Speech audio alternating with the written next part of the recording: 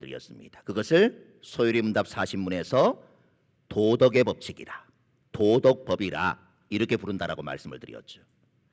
하나님께서 처음 사람을 창조하셨을 때 이 법을 사람의 마음에 새겨주셨습니다. 그래서 아담은 이 법을 잘 알고 있었고 또 그것을 반드시 지켜야 한다 이렇게 생각을 했습니다. 하지만 아담의 범죄와 타락으로 인해 사람의 마음에 새겨진 이 법에 대한 지식이 자꾸 희미해지게 된 것입니다. 그래서 사람들은 하나님께서 사람에게 요구하신 본분을 저버리고 자기 생각과 자기 뜻을 따라 살아가게 된 것입니다. 더 큰 문제는 이 도덕법에 대한 지식을 잃어버린 사람들이 자기 자신이 죄인이라고 하는 사실도 잊어버리고, 그래서 구원이 필요한 존재라 이 사실도 알지 못하고 또는 알면서도 인정하지 않고 살아가는 그런 모습이 되어버린 것입니다. 이때 하나님께서는 이 도덕법의 요약을 돌판에 새겨주셨는데 그것이 바로 십계명인 것입니다. 하나님께서 율법, 십계명을 주실 때에는 분명한 목적이 있습니다. 크게 세 가지의 목적을 가지고 있습니다. 첫째는 뭐냐? 죄를 억제하기 위하여 십계명을 우리에게 주셨다는 것입니다. 출애굽기 20장 20절을 읽어보겠습니다. 모세가 백성에게 이르되 두려워하지 말라. 하나님이 임하심은 너희를 시험하고 너희로 경외하여 범죄하지 않게 하려 하심이니라. 하나님은 범죄하지 않게 하려는 그런 목적을 가지고 우리에게 십계명을 주셨습니다. 죄가 무엇인지 그 기준을 우리에게 제시해 준 것입니다. 둘째로 우리로 하여금 은혜가 필요한 존재임을 알게 하기 위해서 하나님은 십계명을 우리에게 주셨습니다. 동일한 말씀 이렇게 얘기합니다. 모세가 백성에게 이르되 두려워하지 말라. 하나님이 임하심은 너희를 시험하고 너희로 경외하여 범죄하지 않게 하려 하심이니라. 너희를 시험하고, 이 구절에 주목해 보시길 바랍니다. 하나님은 자기 백성을 시험합니다. 시험은 우리가 어떤 존재인지를 알게 하고 연단하시는 하나님의 방법, 그것이 바로 시험이라는 것을 깨닫게 해주는 것입니다. 하나님께서는 십계명을 우리 앞에 두심으로 우리가 불순종할 때 자기의 죄를 깨닫게 해주시는 것이죠. 내가 죄인이라고 하는 자신의 영적인 실상을 바로 볼 수 있도록 해준다는 것입니다. 십계명에 요약된 도덕법을 통해 우리 자신의 마음과 말과 행실을 살피고 우리가 하나님의 법이 요구하는 그 삶에 조금도 미치지 못하는 삶을 살고 있음을 우리로 깨닫게 하시는 것입니다. 그리하여 우리 자신에 대해서는 절망하게 만드시고, 그래서 우리가 그리스도께 나아가야 된다, 이 사실을 우리로 깨닫게 해주시는 것입니다. 이처럼 우리가 우리 자신의 죄와 비참을 깨닫고 우리는 은혜가 필요한 존재임을 깨닫게 되는 것입니다. 사람은 은혜를 필요로 하는 죄인이라고 하는 사실입니다. 우리가 이 사실을 깨닫는 자리까지 가게 하기 위해서 하나님은 우리에게 십계명을 주고 계시는 것이죠. 또한 세 번째로 하나님의 백성에게 하나님이 원하시는 삶이 무엇인지를 가르쳐주기 위하여 십계명을 우리에게 주셨다는 것입니다. 신명기 5장 29절을 읽어보겠습니다. 다만 그들이 항상 이 같은 마음을 품어 나를 경외하며 내 모든 명령을 지켜서 그들과 그 자손이 영원히 복받기를 원하노라. 하나님은 자기 백성이 하나님의 명령을 따라 살며 영원히 복을 누리는 백성이 되기를 원하신다고 합니다. 하나님이 율법을 주신 목적은 자기 백성의 유익과 행복을 위해 주셨다라고 하는 것이죠. 하나님은 이 법을 우리가 지키면 하나님 자신을 유익하게 하기 위해서 이 십계명을 주신 것이 아니라 이 십계명을 주신 목적이 바로 우리들의 유익과 행복을 위해 주셨다라고 하는 것입니다. 십계명, 곧 율법은 구원을 얻기 위한 방편이 아니라 구원받은 백성으로서 어떻게 살아가야 하는지를 알게 하고 하나님이 원하시는 그런 삶을 살게 해준다라고 하는 것이죠. 그래서 우리가 이 율법을 쫓아 살아가게 되어질 때 우리는 하나님을 기쁘시게 하는 삶으로 우리는 온전히 나아갈 수 있게 되어지는 것입니다. 따라서 우리가 십계명을 안다는 것은 우리 신앙생활에 있어서 너무나도 중요한 것입니다. 그래서 소리문답에서도 42문부터 84문까지 매우 많은 부분을 할애하면서 이 십계명을 한 조항 한 조항 우리에게 알려주고 있는 것입니다. 그중 우리가 오늘 살펴볼 42문은 십계명을 살펴보기에 앞서 십계명의 요약이 무엇인지를 우리에게 잘 가르쳐주고 있습니다. 42문을 함께 읽어보겠습니다. 십계명의 요약은 무엇입니까? 답도 읽어보겠습니다. 십계명의 요약은 우리의 마음을 다하고 목숨을 다하고 힘을 다하고 뜻을 다하여 주 우리 하나님을 사랑하고 또 이웃을 내 몸과 같이 사랑하라는 것입니다. 41문에서는 도덕법의 요약이 십계명이라고 말했습니다. 그리고 42문에서는 십계명을 다시 두 가지의 계명으로 요약을 합니다. 첫째는 하나님 사랑이고 둘째는 이웃 사랑입니다. 여기까지를 정리해 보면 이렇게 정리할 수 있습니다. 십계명의 위치는 어떻게 되느냐? 하나님께서 우리에게 무엇을 요구하시는가? 하나님께서 우리에게 하나님이 나타내신 그 뜻에 순종하는 것을 원하신다. 무엇이 순종의 규칙인가? 도덕법이 순종의 규칙이다. 그 도덕법이란 무엇인가? 인류를 향한 하나님의 뜻이 들어있는 것이 바로 이 도덕의 법이다. 그것이 어디에 요약이 되어져 있는가? 십계명에 요약이 되어져 있다. 그리고 십계명의 요점은 이렇게 요약할 수 있습니다. 첫 번째, 주 우리 하나님을 사랑하는 것. 어떻게 사랑할 거냐? 자기의 마음과 자기의 목숨과 자기의 힘과 자기의 뜻을 다하여 하나님을 사랑하는 것이다. 두 번째가 이웃 사랑하기를 자기 몸과 같이 하는 것인데 어떻게? 자기 몸과 같이 사랑하는 것이다. 이렇게 요약을 할 수가 있습니다.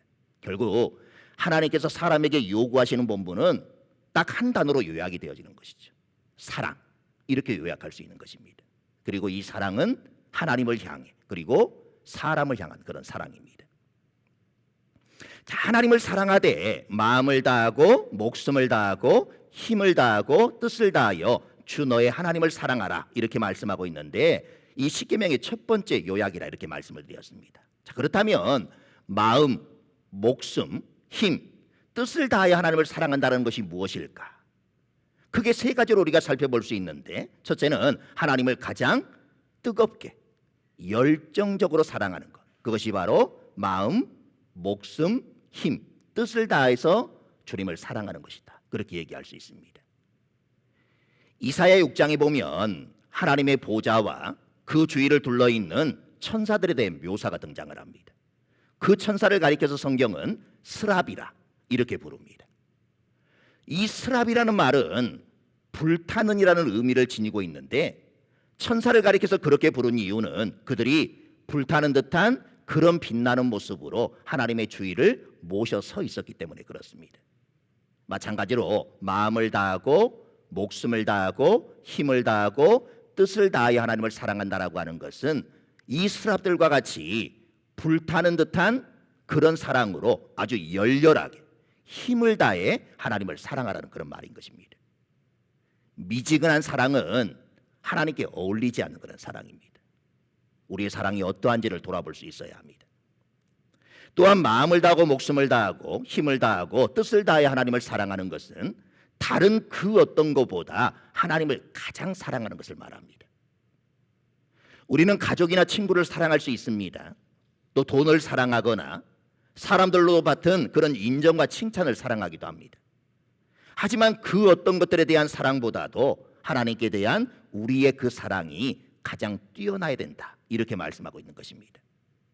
하나님과 그 외의 것들을 오가면 머뭇 못하다 마지못해 하나님을 택하는 그런 사랑, 그것은 마음을 다하고 목숨을 다하고 힘을 다하고 뜻을 다해 하나님을 사랑하는 것이 아니라고 하는 것입니다. 다른 그 무엇보다도 하나님을 더 압도적으로 사랑하고 하나님과 비교했을 때 다른 모든 것들은 하찮게 여기는 그런 사랑을 말씀하시는 것입니다. 우리도 이런 사랑으로 하나님을 사랑할 수 있어야 한다고 하는 것이죠. 또 마음을 다하고 목숨을 다하고 힘을 다하고 뜻을 다해 하나님을 사랑하는 것은 하나님 자신 때문에 하나님을 사랑하는 것을 말합니다. 다시 말해 하나님 그분 자체를 사랑하라는 그런 말입니다. 종종 우리는 하나님이 아니라 하나님께서 우리에게 주시거나 주실 수 있는 것을 사랑하면서 스스로 하나님을 사랑하고 있다 이렇게 생각할 때가 많이 있습니다. 그래서 하나님께서 우리에게 주셨던 것을 거두어 가시면 하나님께 불평과 원망을 쏟아놓고 하나님 사랑하기를 망설임 없이 중단하기도 합니다. 이것은 하나님을 사랑하는 것이라고 말할 수 없다라고 하는 것이죠. 하나님께서 우리에게 하나님을 사랑하라 이렇게 요구하실 때 하나님은 이런 사랑을 원하시는 것이 아닙니다.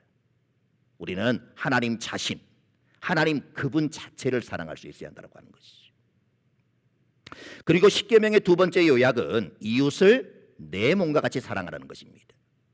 이것은 십계명의 다섯 번째 계명부터 열 번째 계명에 해당하는 그런 부분입니다. 이웃을 내 몸과 같이 사랑하는 것은 이웃을 대할 때 우리 자신에게 하듯 진실하고 변함없이 사랑하라는 그런 말입니다. 또 이웃이 우리에게 해주기를 바라는 대로 우리도 이웃에게 선을 베푸는 것, 그것이 바로 내 몸과 같이 사랑하는 그런 사랑이라고 말씀하는 것입니다. 마태복음 7장 12절을 읽어보겠습니다. 그러므로 무엇이든지 남에게 대접을 받고자 하는 대로 너희도 남을 대접하라. 이것이 율법이요 선지자니라.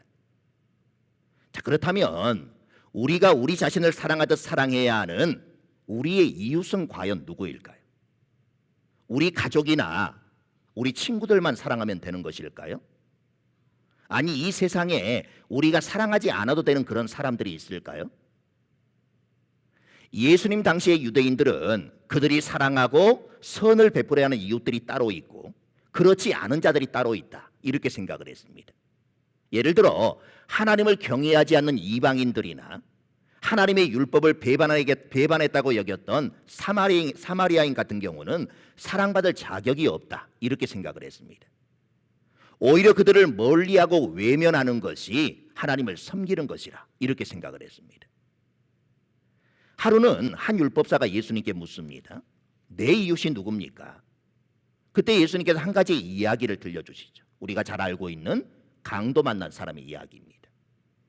한 유대인이 예루살렘에서 여리고로 가는 길에 강도를 만났습니다. 강도들은 그의 옷을 벗기고 그를 거의 죽도록 때리고 나서 버리고 떠나버렸습니다.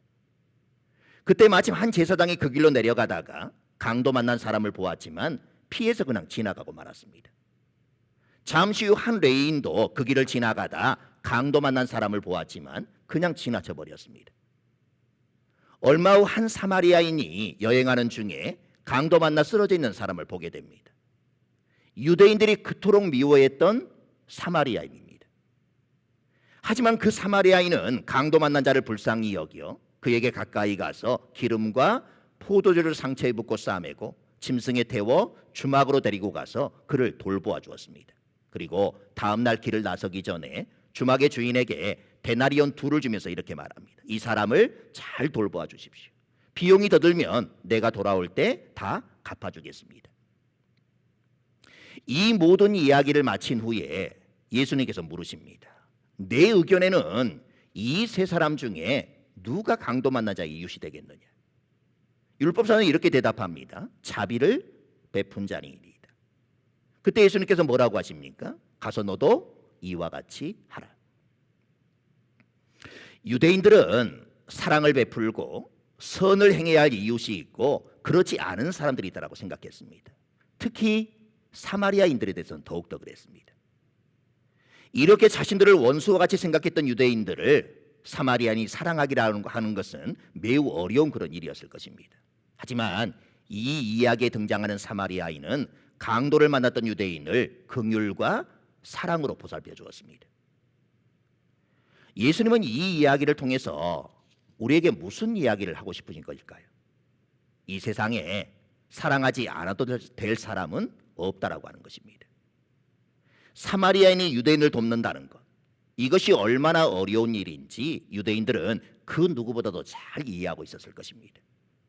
그런 유대인들에게 예수님은 너도 이와 같이 하라, 이 사마리아인과 같이 해라, 이렇게 말씀을 하시면서 우리가 사랑하지 않아도 될 사람은 없다, 이렇게 말씀하고 계시는 것입니다.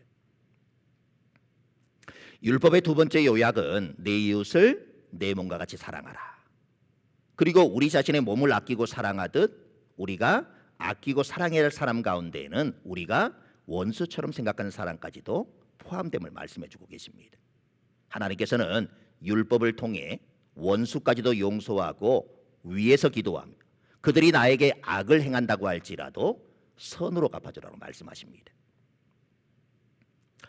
십계명의 구조를 한번 살펴보도록 하겠습니다. 먼저 십계명의 구조는 서문으로 시작을 하죠. 하나님이 이 모든 말씀으로 말씀하여 이르시되 나는 너를 애굽 땅 종되었던 집에서 인도하여 낸 네 하나님 여호와니라. 그리고 계명 그 자체의 내용과 계명들의 내용을 더욱더 강화시켜 주기 위해 주어진 몇몇의 부과된 각각의 이유들이 등장을 하게 되어집니다. 1계명과 2계명은 이렇습니다. 너는 나 외에는 다른 신들을 내게 두지 말라. 너를 위하여 새긴 우상을 만들지 말고 또 위로 하늘에 있는 것이나 아래로 땅에 있는 것이나 땅 아래 물속에 있는 것에 어떤 형상도 만들지 말며 그것들에게 절하지 말며 그것들을 섬기지 말라. 그리고 이유들이 설명이 되어지죠. 나 내 하나님 여호와는 질투하는 하나님인지 나를 미워하는 자의 죄를 갚되 아버지로부터 아들에게로 3, 4대까지 이르게 하거니와 나를 사랑하고 내 계명을 지키는 자에게는 1000대까지 은혜를 베푸느니라. 그리고 또 이렇게 얘기합니다. 너는 내 하나님 여호와의 이름을 망령되게 부르지 말라. 그리고 설명을 해주죠. 여호와는 그의 이름을 망령되게 부르는 자를 죄 없다 하지 아니하리라. 안식일을 기억하여 거룩하게 지켜라 이렇게 말씀하시고 부가적인 설명을 해주고 계십니다. 엿새 동안은 힘써 내 모든 일을 행할 것이나 일곱째 날은 내 하나님 여호와의 안식일인즉 너나 내 아들이나 내 딸이나 내 남종이나 내 여종이나 내 가축이나 내 문 안에 머무는 객이라도 아무 일도 하지 말라. 이는 엿새 동안에 나 여호와가 하늘과 땅과 바다와 그 가운데 모든 것을 만들고 일곱째 날에 쉬었습니다. 그러므로 나 여호와가 안식일을 복되게 하여 그날을 거룩하게 하였느니라. 내 부모를 공경하라 그렇게 말씀하시고 이렇게 설명합니다. 그리하면 내 하나님 여호와가 내게 준 땅에서 내 생명이 길리라. 그리고 계속해서 이렇게 얘기하죠. 살인하지 말라, 간음하지 말라, 도둑질하지 말라, 내 이웃에 대하여 거짓 증거하지 말라, 내 이웃의 집을 탐내지 말라. 그리고 이렇게 설명합니다. 내 이웃의 아내나 그의 남종이나 그의 여종이나 그의 소나 그의 낙이나 무릇 내 이웃의 소유를 탐내지 말라. 이제 다음 시간부터는 한 계명 한 계명을 우리가 살펴보게 되어질 것입니다. 우리는 매월 첫 주가 되어지면 교독문 대신에 십계명을 교독하고 있습니다. 맨 처음에 십계명을 교독하면서 여러분들에게 드렸던 말씀이 있습니다. 왜 십계명을 교독하는지. 하나님께서 사람에게 영감을 주셔서 모든 말씀을 기록하게 하셨는데 하나님께서 직접 기록해 주신 말씀이 있다. 그게 바로 십계명이라 그렇게 말씀을 드렸습니다. 모든 말씀이 중요합니다. 그러나 하나님께서 친히 기록해 주셨다라고 하는 것. 그 사실을 우리가 생각해 보면 이 십계명이 얼마나 소중한지를 우리는 알게 되어지는 것이죠. 여러분들이 성경책을 보면 거기에 앞뒤로 세 가지가 기록이 되어져 있죠. 뭐가 있죠? 사도신경이 있고 주기도문이 있고 십계명이 있습니다. 물론 사도신경은 다 외우실 것입니다. 주기도문도 다 외우시겠죠. 십계명 다 외우고 계십니까? 적어도 3개 정도는 외우셔야 될 거 아니에요. 왜 앞뒤로 성경 앞뒤로 써 놓으셨는지 그 정도는 외워라. 이런 의미에서 앞뒤로 붙여놓은 거예요. 쉽지 않죠. 주기도문과 사도신경은 그래도 외울 수 있을 것 같은데 십계명을 외운다라는 건 쉽지는 않습니다. 글자 그대로는 다 여러분들이 외우지 못한다 할지라도 그래도 적어도 1계명부터 10계명까지가 무엇이 있는지 정도는 외우고 있어야 되지 않을까. 그래서 여러분들에게 쉽게 외울 수 있는 방법을 말씀을 드리도록 하겠습니다. 연상법으로 외우는 그런 방법입니다. 아마 한 번만 들어도 워낙 다들 머리가 좋으시니까 다 외울 수 있을 것이라 그렇게 생각이 되어집니다. 해보겠습니다. 따라서 해봅니다. 하나, 한 분이신 하나님만 섬기자. 둘, 두 마음으로 우상을 만들지 말라. 3, 삼가 여호와의 이름을 망령되게 일컫지 말라. 4, 사사로이 안식일을 범하지 말라. 5, 오직 내 부모를 공경하라. 6, 육신을 살인하지 말라. 7, 칠흑 같은 마음으로 간음하지 말라. 팔뚝을 찍더라도 도둑질하지 말라. 9. 구차하게 거짓 증거하지 말라. 10. 십자가를 붙들고 내 이웃의 것을 탐내지 말라. 다 외우셨죠? 해보겠습니다. 하나, 한 분이신 하나님만 섬기자. 둘, 두 마음으로 우상을 만들지 말라. 3. 삼가 여호와의 이름을 망령되이 일컫지 말라. 4. 사사로이 안식일을 범하지 말라. 5. 오직 내 부모를 공경하라. 6. 육신을 살인하지 말라. 7. 칠흑 같은 마음으로 간음하지 말라. 8. 팔뚝을 찍더라도 도둑질하지 말라. 9. 구차하게 거짓 증거하지 말라. 10. 십자가를 붙들고 내 이웃의 것을 탐내지 말라. 다음 주에 물어보겠습니다. 기도하겠습니다.